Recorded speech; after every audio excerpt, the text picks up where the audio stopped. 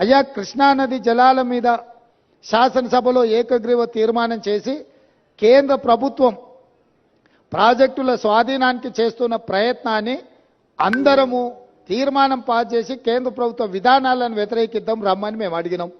మీరు రాలేదు.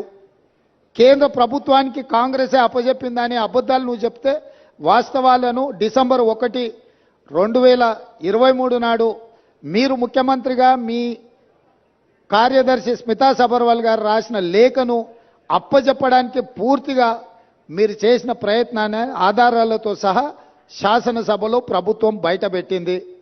దాని తర్వాత నేనేమన్నా కాళేశ్వరం మీద ఎంతోమందికి అపోహలు ఉన్నాయి, అనుమానాలు ఉన్నాయి. అక్కడికి ఎవరిని రాణిస్తలేరు. అక్కడికి ఎవరైనా వెళ్తే పోలీసులు అడ్డుకుంటున్నారని తెలంగాణ సమాజంలో ఎన్నో అనుమానాలు ఉన్నాయి. ఈ అనుమానాలను నివృత్తి చేయడానికి మంత్రులను, ప్రజాప్రతినిధులను, పత్రికా